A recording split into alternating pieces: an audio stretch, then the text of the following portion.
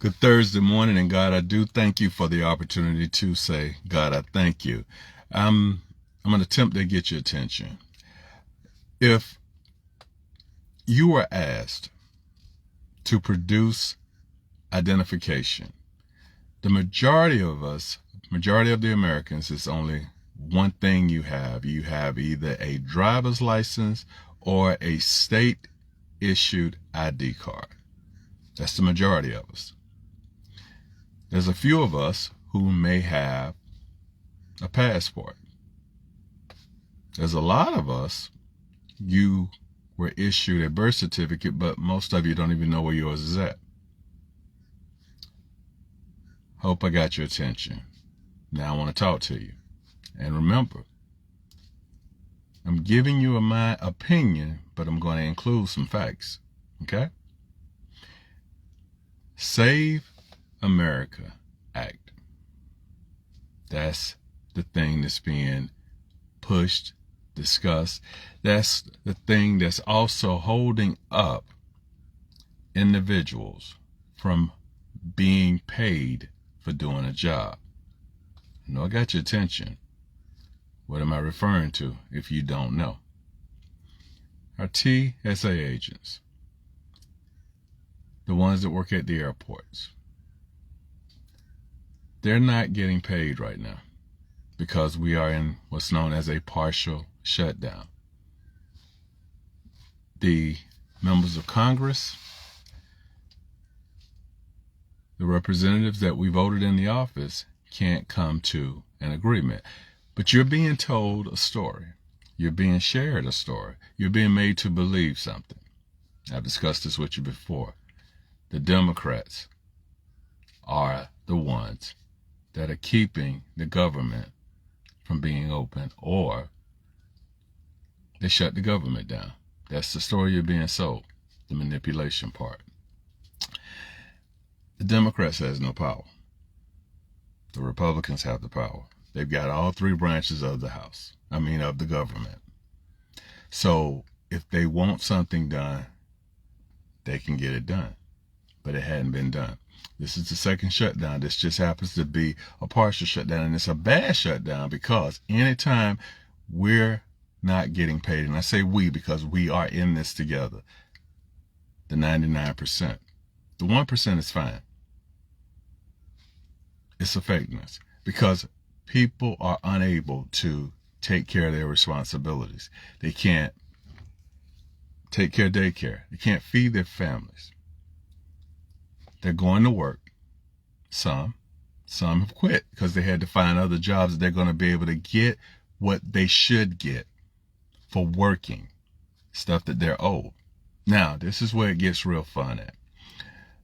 The leadership, from the president down, regardless of the government shutting down, they're going to continue to get paid.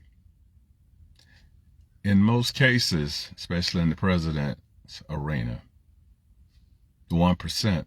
See, the situation with the airports, it's not a situation of them because they don't deal with that. They don't go through TSA. They don't walk through the terminals to get on a flight to go from point A to point B. More people are traveling by air than they ever have. This is disrupting pretty much everyone's life with the long waits in line to just get through the TSA agents to try to get to your gate and make your flight on time. It's enough stress just putting together the plan for the trip, vacation, whatever it may be, than to have to worry about finally making it the day shows up and I may not make my flight because you've worked hard to get this time off. And you may miss a day or two or miss it altogether because agreements can't come into play. Now, the Democrats have attempted to put things in motion so that the TSA, the Coast Guards, and I can't think of the other branch, but you get the idea, they could get paid. Get this signed and we'll discuss everything else concerning the ICE and all of them separately. But our leadership, our president, has decided he doesn't want that. The Republican Party, the negotiations are going back and forth, and this has been put out there. But the Republican Party, as of right now, it's been 10 different times where the Democrats have come back and countered with, this is what we're wanting, to include getting everyone else paid. And we'll discuss everything that's going on with ICE separately. They say no. And the reason they're saying no, I'm going to give you now my opinion. The Republicans that are in charge of the House and Senate understand, and remember, I'm speaking my opinion right now, that if they were to agree, and I think a lot of them want to agree to kind of get this passed and get everyone paid. But they understand if we agree to it, our president, he's not going to sign it. And why is he not going to sign it? Because he wants the Save America Act, because he has made himself, and he's manipulating a lot of us into believing that the Save America Act is a must do, because this will keep voting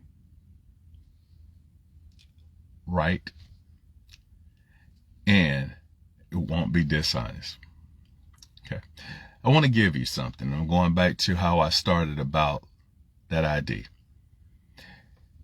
If the Save America Act goes into effect, there's 50 states that makes up this union. There are a few territories, but in those 50 states, 45 of those states would not allow you to utilize your state issued ID to vote. I'm going to repeat that. If the Save America Act goes into effect, 45 states will no longer allow you to use your state issued ID to allow you to cast your vote. Now, as I said, that's pretty much the majority of Americans. That's your form of ID. Not everybody has a passport. But if that happens, that will remove the ability for a lot of us to be able to vote. Let's take it a little bit further. And let me say this, and I think I speak for quite a few of us. I don't have a problem with showing a picture state ID to be able to cast my vote. I think that's a great idea. But keep it in the realm of what the majority of us have the ability that we have, that we are holding on to, that we can utilize as a picture ID. Not the passport, because not everybody has a passport, and you should not be made. I think everybody should have one, but you should not be made to have a passport to do something we've been doing. It's not a problem. It's being made to be a problem because of manipulation, and I'm selling a story. That's number one. Let's take it a little bit further. What about the marriage? You get married, your name changes, but it does not reflect your married name. It reflects your maiden name because you didn't go and get it changed, and it happens. But you are who you are, but we're going to keep you from being able to vote because that's what's in play. And with all of this being said, it allows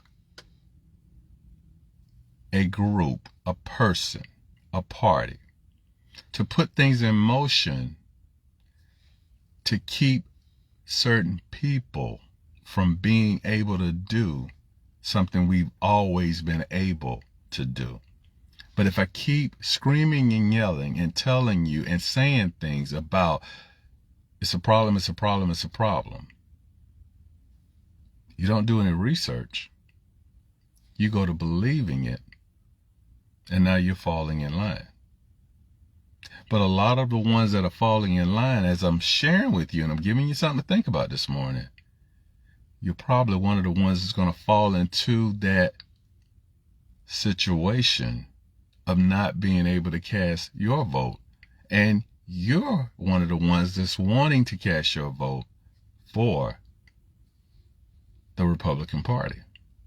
And this is not about Republican or Democrat. It's about what's right. Having the ability to do what you feel you need to do or want to do based on what you believe. But why are we taking it away from you? Well, take it away. Because in someone's mind, they're thinking it allows me to have an advantage of kind of pushing things in the favor that I want it to be. Let me try it this way. I'm speaking to everybody. If you are an athletic person and you are competing at whatever it is you're competing at, don't you want to win based on the person that you're going against giving you their best so you can say, I got you on your best day?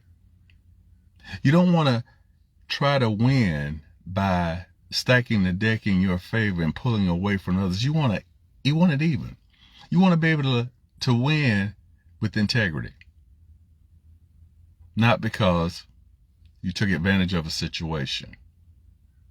Because what goes around comes around. Last thing on this administration, regardless of the 2020 election, you've been in office twice, and we've been voting this way all of this time. Well, all of a sudden now, and you won twice. It's a problem. Was it a problem when you won both times? I'm just asking a question. And remember, there's a problem with voting by mail.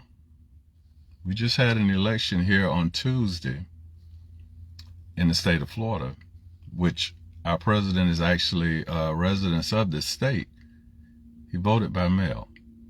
I'm going to end on that note right there. But voting by mail is really a problem. Go ahead and make the rest of this day great. Be blessed. Be thankful. Be informed. It's not about an actual party. It's about right and wrong.